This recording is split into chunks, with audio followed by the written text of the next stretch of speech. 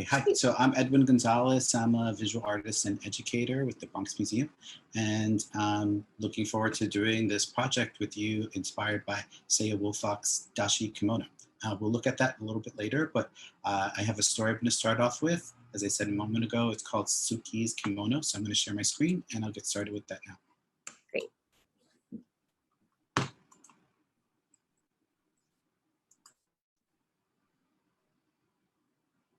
Okay, you can see the story? Yep. Okay, great. Maybe if I just... Okay, perfect. Suki's Kimono. On the first day of school, Suki wanted to wear her kimono. Her sisters did not approve. "You can't wear that," said Mari. "People will think you're weird." "You can't wear that," said Yumi. "Everyone will laugh, and no one will play with you. You need something new, Suki. You need something cool." I think kimonos are cool. But Suki shook her head. She didn't care for new.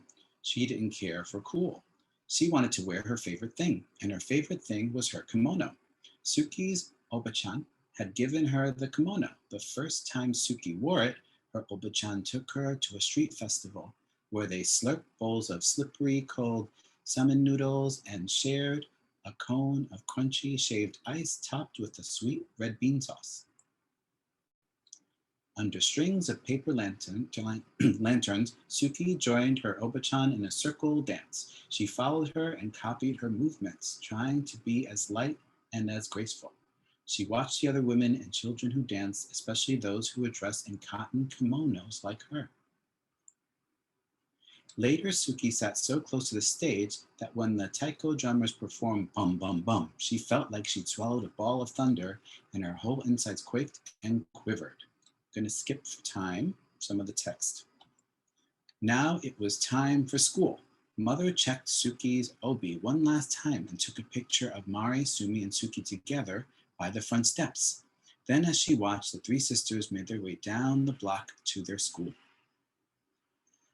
Mari and Yumi stayed several paces ahead of Suki and pretended they didn't know her, but Suki didn't mind. She turned and waved to her mother before she clip-clapped along in her shiny red gita, feeling very proud in her fan-patterned blue kimono. Once in a while, Suki would lift her arms and let the butterfly sleeves flutter in the breeze. It made her feel like she'd grown her own set of wings. Look at those big sleeves. When they reached the school, Mari and Yumi hurried across the yard to a group of their friends. Yuki stopped and looked around. Some of the children turned and stared at her, and others giggled and pointed at her kimono. "How come you dressed so funny?" Penny asked. "Where did you get those shoes?" Suki lifted her feet off the sand and wiggled her toes. "I'm not dressed funny," she said. "My grandma gave me these shoes." Suki started pumping her legs. After a moment, Penny did the same, and soon they were both swinging as fast and as high as they could. When the bell rang, Suki and Penny jumped off their swings and ran to the gym for the first day assembly. Once they finally taken to their new classroom, Suki chose a desk near the window. Penny chose a desk next to Suki. As they waited for everyone to find a seat, two boys in front of Suki turned and snickered behind their hands. One of the boys reached over and snatched at Suki's sleeve. "Look at this," he said. "She's a bat." Suki felt her cheeks burn, but she did not respond. Instead, she concentrated on sitting up straight and tall, the way her Oba-chan always did. When it was her turn to speak, Suki stood up and told the teacher her name. "Hello, Suki," said Miss Paggio. "What did you do this summer?" "My grandma visited us," she said, straightening her sleeves. "She brought me my kimono and my gita." Suki raised her foot to show the teacher her wooden clog. Somewhere in the classroom, someone laughed, but Suki took a deep breath and continued. "The best thing was that she took me to a festival, and there were dancing girls just like me, and they danced like this." She took a few steps and swayed her arms sideways. "Look, now she's dancing," someone said, but Suki didn't hear. She hummed the music she remembered hearing at the festival. She remembered how it felt to dance barefoot in the open air on the fresh-cut grass. She tried to picture the other dancers, how they moved forward in the circle with the rhythm of the dance. When Suki couldn't remember the next step, she made it up, just to keep dancing. When she finished, the room seemed very quiet. Everyone was watching her. Suki sat down, wondering if she was in trouble. But Mrs. Paggio said, "That was wonderful, Suki," and she started to clap. Then so did Penny, and after a moment, so did the entire class. After school, as the three sisters walked home together, Mari and Yumi grumbled about their first day. "No one even noticed my new sweater," said Mari. "No one even noticed my cool shoes," said Yumi. But Suki just smiled as she clip-clapped along behind them. Suki pulled out her pale pink handkerchief from her obi and held it up over her head to catch the wind. And in her blue cotton kimono and in her shiny red vita, Suki danced all the way home. The end. Isn't that cool? I love that story. It's very sweet. So with that, we're going to look at Saya Woolfach's work. And let me put this in present mode.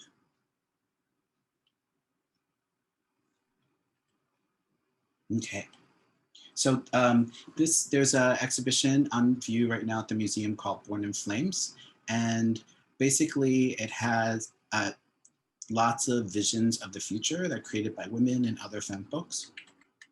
Pretty cool, really dynamic works that all, if you like sci-fi or anything sort of looking into the future and sort of reimagining what our times look like, you'll really, really love that show. It's very colorful and vibrant and exciting. There's lots of different materials. And this is one of the most exciting works there. So this is called Dashi Kimono. So we just read a story about a kimono, which is a traditional style of Japanese dress. I have an image of that later, but it's a combination of a dashiki and a kimono. This is a rendering that had been done, I think, before the large scale artwork had been created. So you can tell by the size of the ceiling and the floor, if you've seen these kind of floor tiles before, this sculpture I think is approximately the size of like a real person. So you get some idea of scale and size. It's pretty tall, pretty big. But this illustration, since it's not at an angle, gives us more clear view of some of the patterns and shapes that were created. So we'll look at the dashiki and the kimono just after this. You'll see that the dashiki has like shapes that come along the front this way, and the kimonos just tend to be very colorful and vibrant and have lots of geometric shapes too. So this is a dashiki. It's a traditional West African form of dress. People who are very proud of their African heritage, who are from various parts of the African diaspora, will also wear dashikis, but that's where it originates from, West Africa. So you can see that there's this emphasis on the front part with the patterns. That's something that's very like specific to dashikis, and as this trim along the sides and the bottom. This is an image of a kimono, kind of like what we saw in the illustrations in the story. And you can see the woman wearing the kimono. So you could see like how in the story there were the big sleeves. And that's why we have that big T shape with Saya Woolfach's piece. So we're going to do something inspired by this today. So I'm going to stop sharing my screen.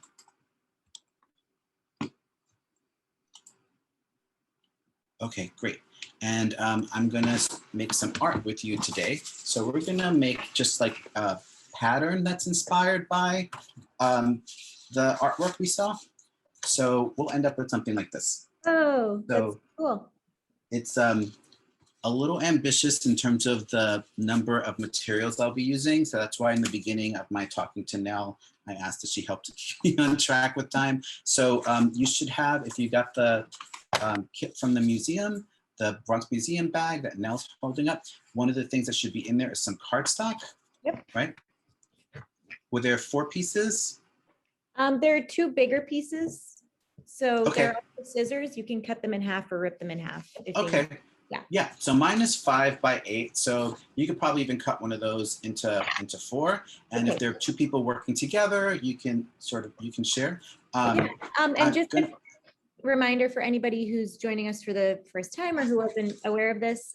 So when we do these virtual family programs, we always have bags of the art materials that we recommend you use available for free pickup at the museum leading up to the event.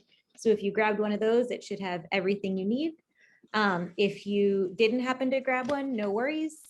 You will probably be able to substitute stuff that you might have around the house. And we're also recording this, so you can always watch it later if you're missing some of the materials now.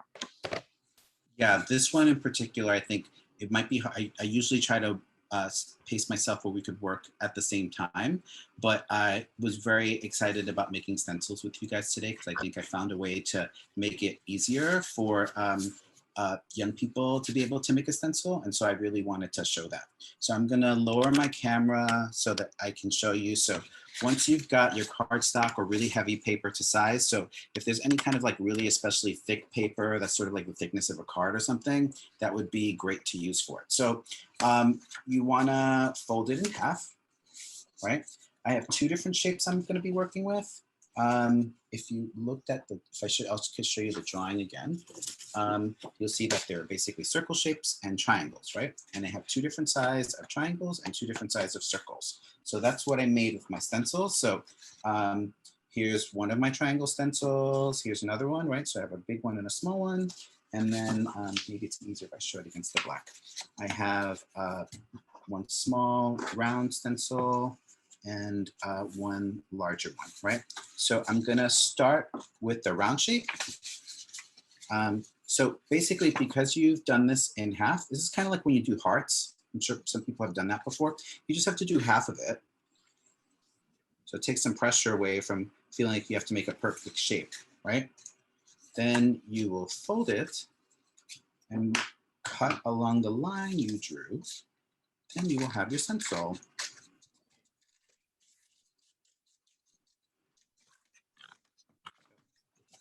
Here's one curve shape. So this one's kind of in the middle of both of the ones that I made before. Right? So there's not a specific way to go about it. So I'll just show you an example of how you can go about doing a triangle. So here's my cardstock. I'm gonna fold it in half. I'm gonna draw half of a triangle. And I'm gonna cut that out. So if you're doing half of a triangle, you're kind of doing two lines. One of them is diagonal and the other one is straight, I guess. Is this gonna? Yeah. Okay. Yeah, exactly right. And then Great. so when you open it, you will have a triangle. Great. So I'm, just to be mindful of time, I'm gonna use some of the stencils that I had before already. So I'm basically going to, are these lines showing up for you? Yep. I'm basically gonna make this, I'll use a darker pencil when I'm making it so that you can see it a little better. Maybe I'll just trace this. So here's how you use a stencil if you've not used one before. You basically just place it somewhere and you have to hold it down with one hand so it doesn't like slip around. And with the other hand, or maybe if you're working with a young person, you can do this together. And one person can hold and the other person can trace. And you would just want to lean against the line, right? So it's the side that I'm holding is going to be a little stronger, right? So I want to kind of try to put my weight or pressure wherever, on whichever side I'm going to be using so it doesn't move around. And then I have my triangle shape. So I'm doing some repetition. So on my design, and again, you don't have to do the same exact design that I have because there are lots of interpretations of kimonos and dashikis, but I'm gonna stick with this design I came up with before, which is to use two triangles of the large ones, two triangles of the small ones. So now I'm gonna do my smaller triangles. This one's a little easier to hold because there's more paper around it. Yeah, I'm trying Larger to ones are more tricky. put my whole hand around this one because it's smaller. And so for anybody who's just joining us, Edwin is showing us how to make some stencils and a design inspired by one of the works in the Bronx Museum's Born in Flames show. But don't worry too much about catching up. We're going to record this whole thing and put it on the Bronx Museum's website after today, so you can always watch it back and just enjoy. And I just wanted to mention, if stencils aren't your thing, which I totally get, you can draw freehand too, right? You can just do a geometrical design freehand on the paper. And and we'll color that together. So I'm almost done with my tracing.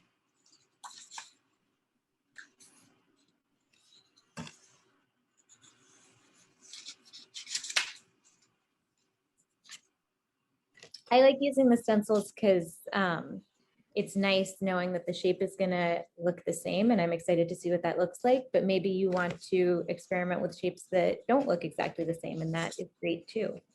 Yeah. Okay. Using a stencil, if you feel comfortable using it, can be relaxing. So I think I'm gonna draw some shapes freehand inside.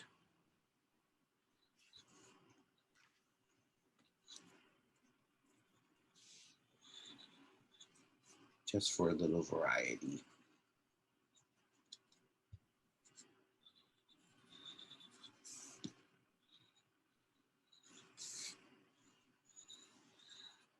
So this is my design.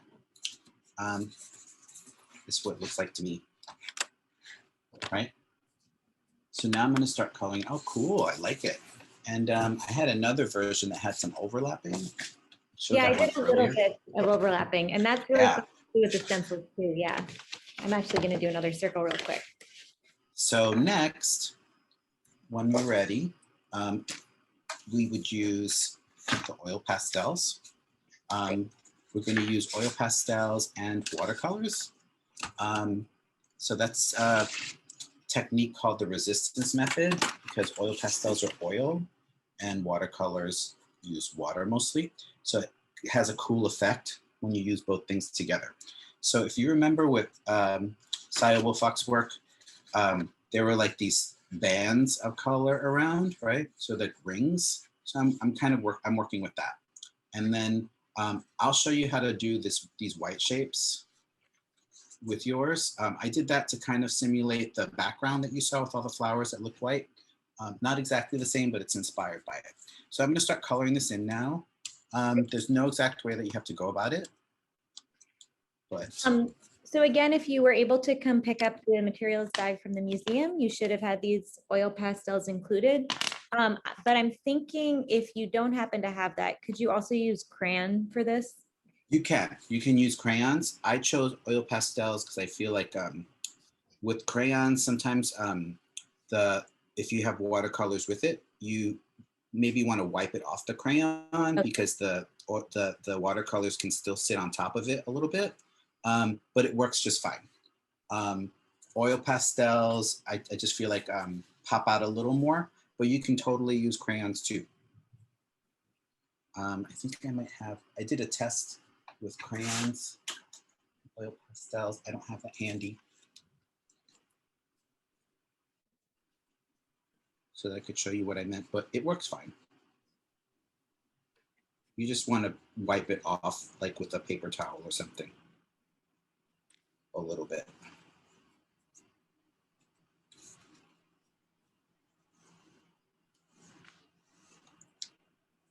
Okay, so I have about 10 minutes left. So I'm going to try to color as much as I can within the next 5 minutes, so that the last 5 minutes I can show you the watercolor.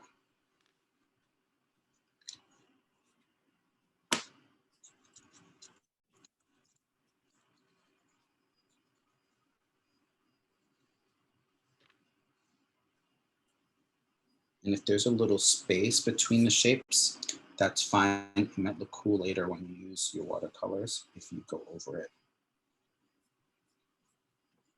But you might not want to go into that area. It's up to you.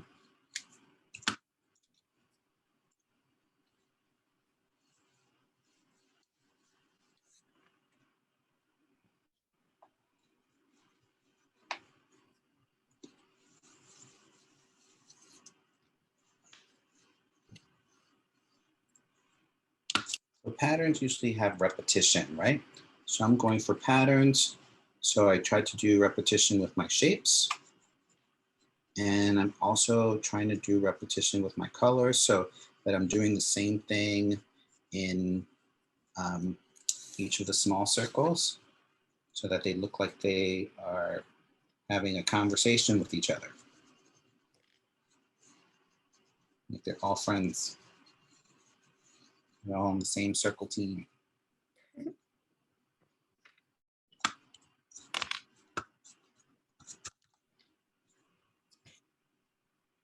And oil pastels are so fun because you can really get it to be really thick on the paper. Yeah, but they're a little messy. Cool. Yeah. That's the, if you're somebody who doesn't like messiness, you are gonna have to wash your hands after. That's the advantage of the crayons. They're a little less messy, but they don't show up as, you know, dark. So it's a trade-off.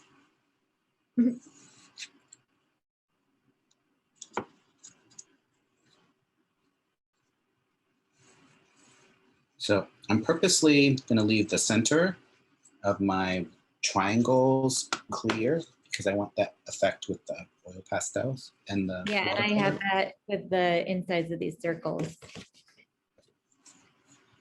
What color should I use next?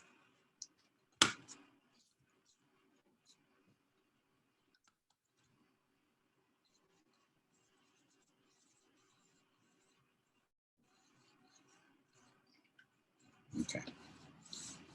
I have to be quick with this next one. Show the next part.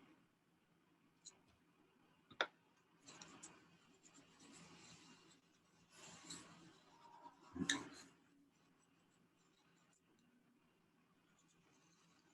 There's some overlap with my circles and my triangle over here. Yeah. I like that you, like you said, you're repeating what you did with all the different circles. The repetition is really cool. Thank you. Okay, I want to get to the watercolors now. But before that, you should have a white, and then you probably can't see it so well once you do it on the paper, but you get to do lots of scribbles on the white part. And then when you use your watercolors, that's how the white's gonna come out. You get that cool effect.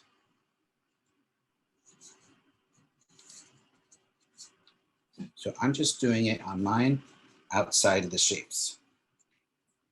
But if you want to do something different, that's fine too. Okay, you might have noticed, which I did not mention, that I got a surface to put my artwork on so that I can, like, you know, keep my desk a little cleaner. If you're able to do that, that's usually helpful. Probably a good idea, yeah.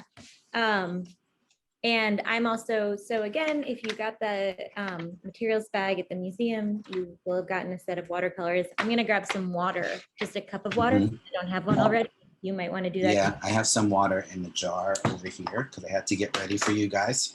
And I'm gonna pour it in my container. I have this old vintage Batman mug that I use just for watercolors. Okay, and so I got my water. I have my watercolor set. Yours might look a little different, but I tried to get a brush that was about the same size as yours. Works pretty well, even on a big piece of paper. So if you're not so familiar with watercolors, basically you want to wet the color that you're going to use. I think I'm going to do a bunch of different colors. Maybe start with some of the darker ones first. Like going to use this purple. So you want to go over it a couple of times, create like a little pool of water, because if you don't put enough water on it, you're going to rub a lot of the paint off and you won't be able to use it as many times. Watercolors tend to look a little transparent. That's to be expected.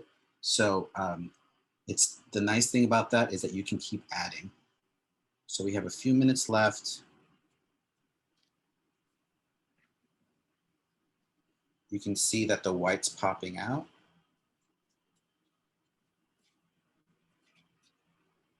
I wanted to experiment and I also had a crayon, so I used a little yellow crayon. I really like that. Yeah, for the outside part, that like special thing I was trying to show you, a very light color like yellow or white is probably like the best thing because it won't compete with your other colors. You know, it's a little more subtle. think I'll stay with the purple. Oh, that's so cool.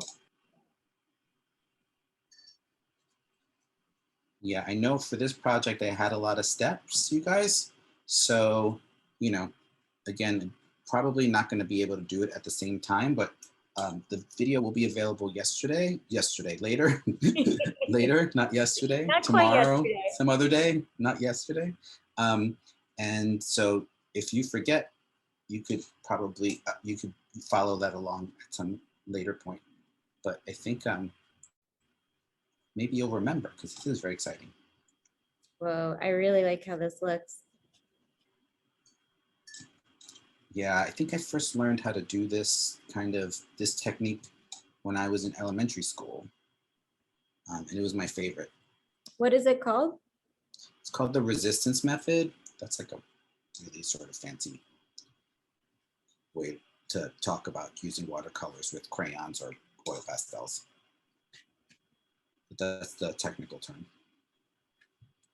I think I learned that when I was fully grown up.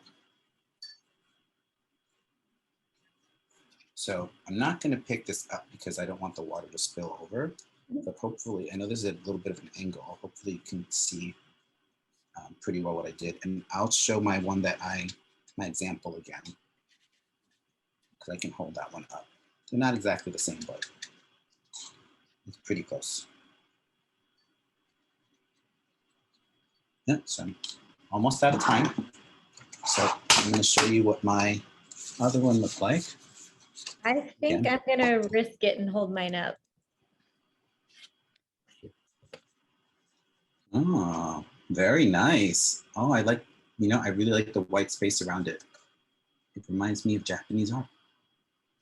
Yeah, awesome. And so for anybody who didn't join us right at the beginning, there were a lot of different steps to this project that Edwin showed us. So he had us make stencils, then we used pencil, then the pastels, then the watercolor. So there's a lot going on. If you feel like you didn't finish or you missed a step, again, you can watch this whole activity on our website and take your time. We hope you enjoyed it. Fun working with you now. I hope you guys enjoyed yourselves too. Okay, bye-bye. Great. And so again, for anybody who's just tuning in, welcome to our June Family Affair virtual program. We have 2 half-hour activities. Our educator, Edwin, just showed us how to make these artworks, which are inspired by the Bronx Museum's current exhibit, Born in Flames. And now I'm going to invite in for the second activity, another one of our educators, Lady Kay, and she'll be doing another activity with us.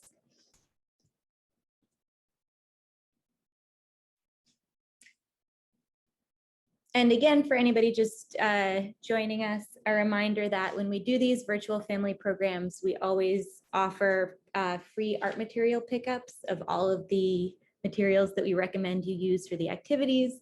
If you're not able to come grab those at the museum, no worries. You should be able to substitute stuff you probably have around the house. Hey, Kathleen. Okay. Good afternoon. How are you? Good. How are you doing? I'm doing good. I love the last activity. That looked amazing. Yeah, it was really fun. So good. And what's fun? So today with my activity, we are working on portraits and this idea of abstract portraits. I really love portrait painting and portraiture. We right now have an exhibit by Shalene Rodriguez that's on view, although it's very realistic. It looks like the people that she's making or drawing. We're actually going to be doing kind of the opposite and incorporating some of the pieces from the exhibit, and I want to say Born in Flames, that's on view. There's a lot of play with materials and this idea of abstraction and looking at different ways to kind of approach things and break things down, I want to say, it's a really fun, both exhibits are really fun. So we are going to, just like the last activity, if you were there for that one, we're using shapes. And so we're going to be creating portraits. So I spent a lot of time over the last week trying to figure out how I was going to do a portrait, that kind of thing, and who I was going to do a portrait. So I decided when I started, this is part of my sample we're going to be building, and it's really fun. I'm going to give you the materials, but just to give you an idea, this is my cat. And then I'm going to be adding in my daughters with my cat. So there's going to be a portrait, and it's this idea of creating this story that my daughters, as children, my daughters are older now, but I'm going to create the portraits of my daughters playing with a cat outside in the grass. Although none of those things, my cat can't go outside and play in the grass. It can be so basically what I'm saying is we're going to be creating, it's up to you. You could create a family portrait. I have a photo that I actually thought about. It's me and my daughters when they were very young. And so that's one of our family portraits. So I'm looking at their faces in this portrait and then creating another kind of like remembering and putting the experience onto the drawing or the collage. So you have materials. So now if you want to hold up, I thought there was more, but there's one piece of sparkle paper. So yeah, out of your bag, you're going to pull out sparkle paper, like a purple. And if you don't have sparkle paper, you might have another square piece of paper like this. Yeah. This is going to be the background. And I thought it was fun for summer to have something sparkly and fun. You're going to also have decorative paper and fabric. So you want to get your fabric pieces out. You need to have, then you're gonna have stickers, yes, so stickers. And then there's a lot of stickers that are look at. So you've got stickers on a paper and then shape stickers.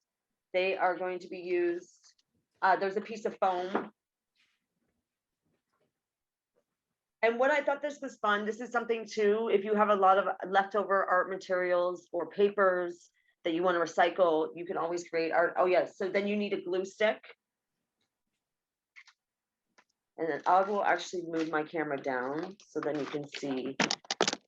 So this is what your materials are going to look like. You've got a glue stick, stick of paper, foam, this. Your scissors.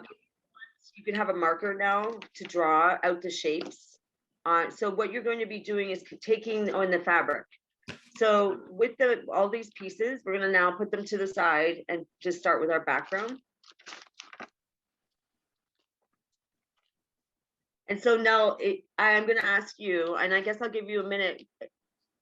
Who are you thinking about doing a portrait of? I think I'm going to do a portrait of my dad. Nice. I thought about my dad too. And it is Father's Day coming up as well. Well, I'm also thinking, and so if you're doing this with your family, of course, maybe it's fun to do a portrait of somebody that you are with right now so you can look at them. Or you might want to do a portrait of somebody that you haven't seen for a really long time that you miss. I'm also thinking with these materials that we have, I think I'm going to do my dad because he has distinctive facial hair. So that's something that I can make sure that I do, even if it's in a different pattern or color. Yes, that's awesome. And what's funny too now is I thought about when I was trying to figure out the portraits, I thought, well, maybe I could do Nell. You know, me and you could do each other. So that's fun. And this is a fun way to play. So I'm going to move down. And so I have my cat here and you can see that it's can you see that? Yeah. That I've chosen. So I actually have a hexagon shape here. And so what we're going to start with is you wanted to maybe take a piece of fabric or that represents their head. So for my daughters, I found this ice cream for my younger daughter. I had this kind of ice cream fabric. And then I had this kind of Japanese cat fabric and that represents my older daughter. And then one that represents my younger daughter. And so you might want to, you could just draw a circle and I can demonstrate that too. And then I'm just with the hexagon, I'll show you how I did that. If you want to find a shape, you can, or you could freehand it. I like to trace because sometimes I make mistakes and I'm not happy. They're not like creative, artistic. So I put down my shape and with a marker or with a pencil, you could trace your shape or draw out your shape for the head. So we're starting with the face first. I'm going to just, I think, freehand a circle and see what happens. And for the head, I'm using Yeah. decorative paper that I had, which has, I think, elephants on it. So this is going to be fun. So already, because of these materials that we have, Kathleen, like you were saying, I'm not too worried about whether it's going to look like the person that I'm doing a portrait of. I'm just going to have some fun and see what happens. I think that's what I was most nervous myself at, like creating the sample. I gave myself a really hard time because I was like, oh, if I do a portrait, does it have to look like the person, blah, blah. Like I went through that whole, and then I just decided when I started doing the cat, like this obviously is not my cat. My cat is orange with stripes. She does not have two different colored eyes or a pink nose. She does have a pink nose, but she doesn't look like that. But I thought it was just really fun, this idea of, and also just playing with shapes and how we can create something like a person or a portrait with these kind of, with shapes. So definitely be thinking like triangles, squares. Here's what I kind of a funky shape, but Let's see your shape. Nice. And I think that looks like, yeah, so and I see, I'm thinking of like cartoons. There's like a cartoon that my daughters loved when they were younger, and that's making me think about like hexagons. I was like, let me do something different than just doing it, but you can just do an oval. So once you cut out the head, then you're not gonna want to glue anything down. So put it on top of what you want to do right now is play around with where is it gonna go? Where's this person on this piece of paper? Where's the beginning of their head? So don't glue anything down, but now you're going to start to build. Once you decide where this person or the person's head goes, now you're going to build on top of it. So what is the, like Nell, what you said with your father, like what does their face look like? right. You have stickers. There's some others, the foam stickers, as well as the stick on, like the on paper stickers, and those can become facial features, but I would work on doing the hair. So think about their hair, if they have like a mustache, if they have a beard, if they have something like that. So my older daughter's taller, so I'm putting these like this. And I think and then I'm going to start to do, so one of my daughters she used to have very long hair. My other daughter had curly hair. So I'm actually going to take a piece of fabric and kind of put this other shape on top of it now. Okay. So if we're doing like hair, I'm doing this where I'm putting the shape on top of it, and I'm going to kind of draw. I have a Crayola marker, or you could use a Sharpie, but I'm going to draw the actual shape of the hair in a very like finding it. So she has long hair, and I'm going to do it backwards. And it kind of, when she was younger, and it was long and straight. I'm doing her hair like that. And so actually her hair is going to go behind the head. I could cut around it. You could also do that, but that gets complicated. Do it like an arch. I'm going to do it like that. And let yourself have fun and really like, yeah, like this is the shape of my hair, and I'm going to cut it out. Very cartoony, very like animated. I am going to do the arch and see what happens. So, my dad has kind of short hair, so I'm doing looks also kind of like a U. Yeah, that's what I've got right here. So I'm cutting out for my older daughter. Nice. And then for my younger daughter, I'm going to have to do like almost like a very round, like almost like a fruit bowl on her head, because she had such big curly hair. And I'm going to give him a little trim. Can't wait to show. I love it.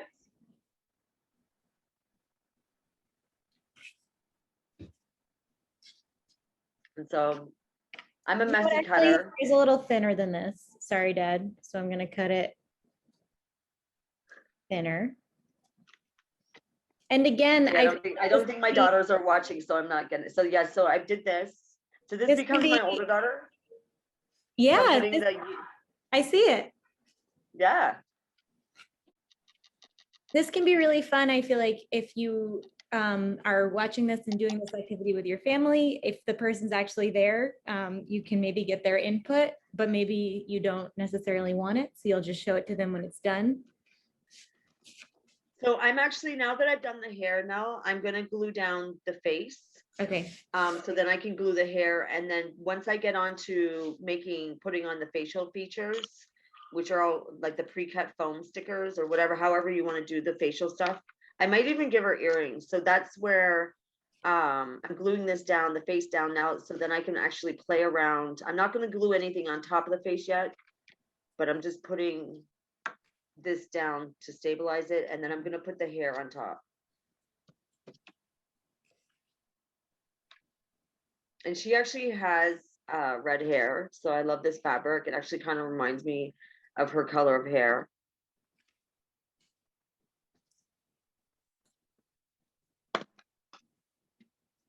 And also too, I was thinking you could do your family pet.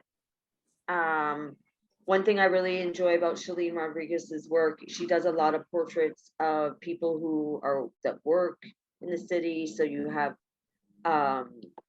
frontline workers, and then just regular everyday people. So if there's someone in your neighborhood that you love, that you would like to celebrate, you could always do a portrait, make them a portrait. Right. This is, I think, really fun for Father's Day. I might make my dad, I'm now thinking I'm going to make my dad a portrait and send it up to him. Or you can also, of course, make a portrait of yourself, a self-portrait, and maybe give it to somebody and see if they agree that it looks like you. So I use these 2 stickers for ears. Oh, nice. Awesome. I'm going to get in. Yeah, these were triangle. I actually cut the ears for the cat, but I'm going to get into her eyes. And so I have these like foam hearts. So I'm actually going to make my daughter's eyes hearts. Ooh, that's cool. Let me see, because I know everybody got a variety of different foam shapes. So if I have circles that are the same color, I might go with, oh, here's what I'm going to do. So my dad has green eyes and I have this one green oval. So I'm going to cut it in half.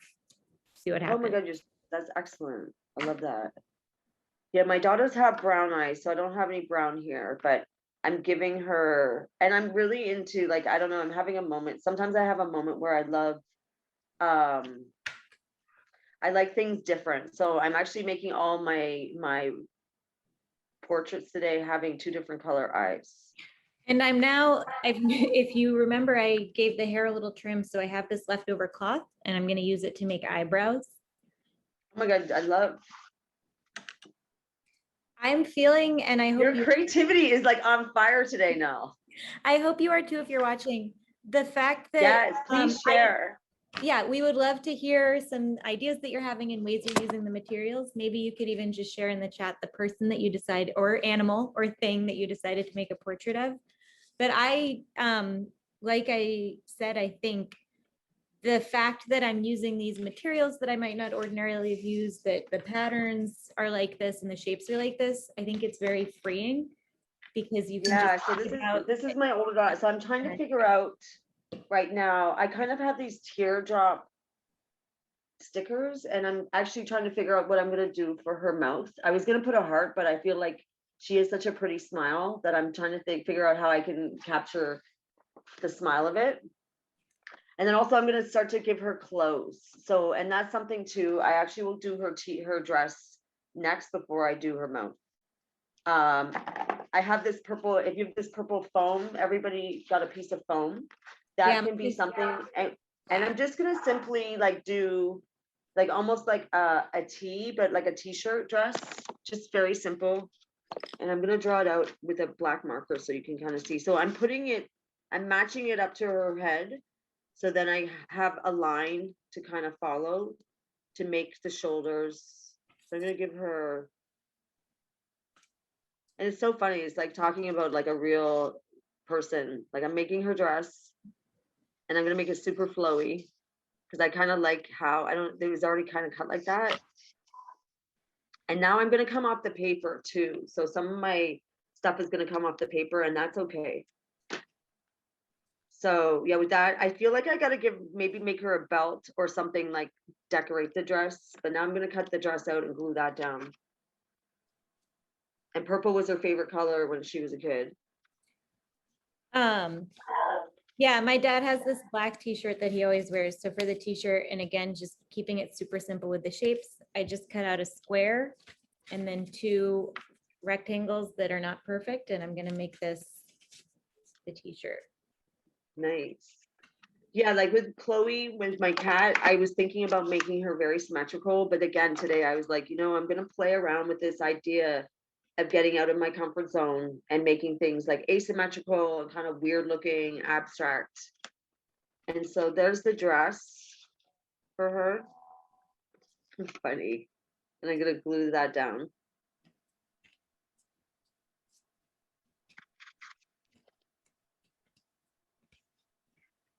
So I'm putting the glue actually on the sparkle paper first. So then it definitely will stick down. And I'm going to put her hair. So one thing that's fun too with glue stick, if you feel like you made a mistake or you want to change something, you can always in time kind of pull it up and move it around. So I'm going to put her hair now on top.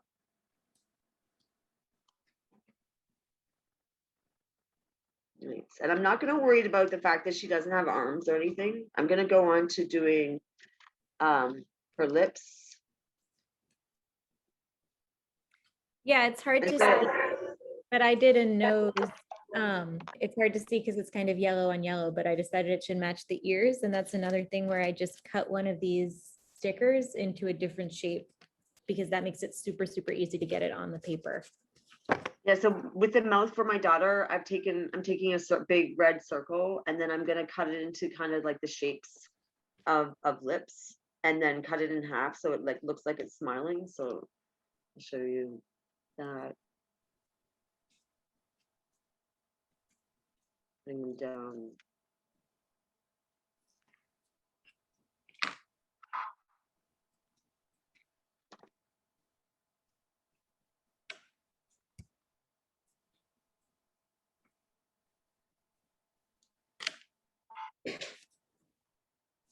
So then there's her upper lip, nice. And then I'll show you.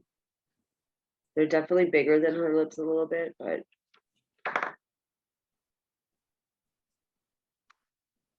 yeah.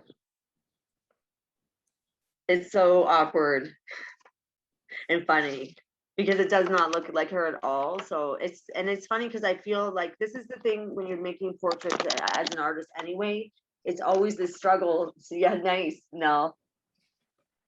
And so I made her lips. Nice. I love your lips too. I love the way you did the eyes. So with that, you took the oval and cut it in half? Yeah, I didn't modify it any more than that. I just cut one of these oval stickers in half. And now, like I said, I chose to do a portrait of this person because of his distinctive facial hair. So it's time for the facial hair. Okay, nice. And then with my daughter, I think I'm going to do some earrings. I want to figure out a nose and some like eyelashes, like little, maybe some purple eyelashes. And so we also have these stickers too, the non-foam ones that are fun.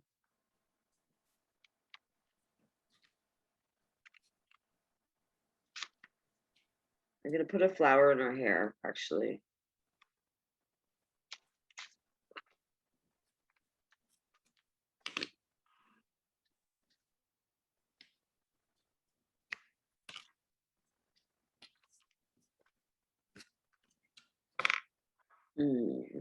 And something else that I really love about doing portraits like this is that when you're doing a portrait of somebody that you care about, the whole time that you're making it and thinking, well, what do I want to do for the eyes? And do I want to, what's their favorite color? Or what clothes would they wear? You're just really thinking about that person and what you know about them. And yeah, it was with my daughter, with his portrait, I was thinking about how the fact that she would wear flowers in her hair in the summertime. So I put a flower in her hair. I haven't figured out how I want to do the nose or the eyebrows. Sometimes I don't do the nose, but it definitely, let's see how you did your nose now. So oh, nice. Okay. I took in one of the oval shapes again. Oh no, actually I took one of these rectangle shapes and I just kept cutting away at it until it was kind of shaped like a triangle, but also just kind of a more, a stranger shape because that felt more like a real nose to me. Oh my God. And I really feel like I know your dad now. I feel like I know what he kind of looks like. It's interesting. That's amazing. As soon as I put the facial hair on, it just felt much more like him. That's how I felt about the hair when I put the hair on with the daughter's portrait. So I haven't done my second daughter. This is my older daughter. And I don't know if I'm going to get to my second daughter during this session. I might have to add her on. So I put on, I tried your nose. I did that orange. Oh, yeah. So did you just cut away one of the rectangles too? Yeah, so when I did that, I took actually more of this orange square, and then I cut it into like a strip and then cut it down more because her nose isn't that long. But I haven't given her really eyebrows, but I think I'm not going to bother with the eyebrows. But I'm going to do decorating. So then we have Chloe. And so then you can start to add on. So I want this environment. She always talks about taking they always talk about taking this cat for a walk outside, which is so abstract. I mean, it would be amazing if that could happen, but my cat probably will run away and never come back. That's risky. So that's part of the portrait, and that they're taking Chloe for a walk. And so I'm probably going to add in, I think with Chloe, because she does have stripes, I'm going to add in some stripes onto her. I'm going to also, and if you got the activity bag or if you just did Edwin's activity before this, I'm going to use, I think, some of the materials that I have out from that for the background of this, and actually do a little watercolor. That's nice. And you know what's funny is when you guys were doing that, I was thinking the same thing with, if you have any kind of color materials, like I have a black Sharpie, and then I'm going to come in and do some decorations and make the sky. I wanted a tree, like I wanted them to be in the park for some reason. And so Chloe, if you can see, I've given her my cat. I love how I've given her. So on the cat, I put triangle stripes because she's a tabby. And then she also has like a little bit of fur, white fur. So I'm going to add like a little tuft of pink to kind of be like her white fur.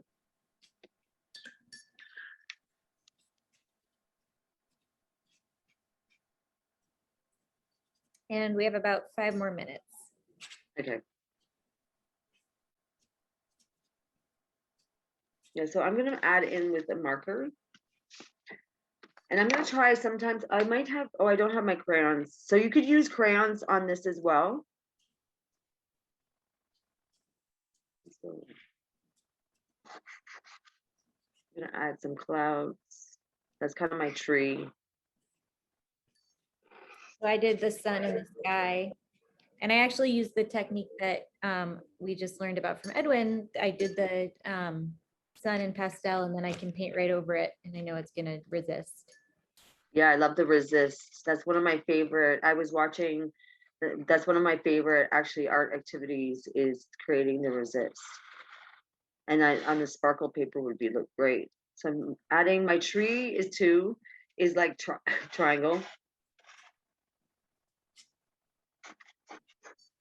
And just as a reminder, we would always love to see any of the art that you make while you're coming to these family affair events and doing these activities. You can email them to education@bronxmuseum.org. We love seeing what you come up with. Yes, I've added some lines too. So you can keep, I've added in the clothes for the dress that she's wearing. And it's funny, I don't know how the dress came up for a portrait, but you know, I'd go, and if you have other ideas coming up that take you, you know, not necessarily in the straight direction, but you kind of go roundabout and explore the materials in a fun way, definitely enjoy that. Like I have some blue stickers too now, so I'm putting blue stickers to kind of be like the sky popping in, like an abstract way to say that this is the sky, because it is purple sparkle paper. Mm-hmm.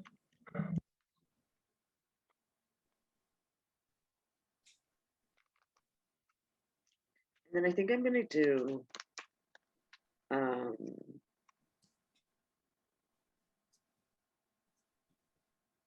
yeah, I'm gonna giving her earrings. Mm-hmm.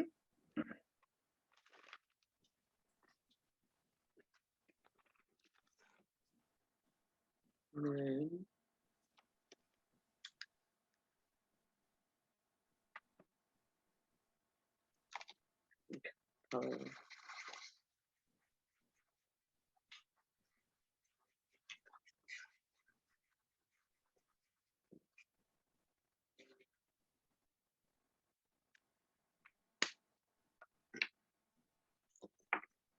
Right. Doing the tree bark. Yeah, and this, I love doing this portrait, and it does, and if you haven't seen it, Kathleen was talking about Shalene Rodriguez's exhibition, which is online on the Bronx Museum's website, and is some amazing portraits she's made over the last year. And yeah, whether you're doing somebody that you care about in your family or you're a portrait of somebody in your community, I think taking the time to really notice somebody and make art about them is always such an act of love. And this is really beautiful. I love it. No, I love your background too. Hey. So yes, if you could please send these in. Let's just see. I see.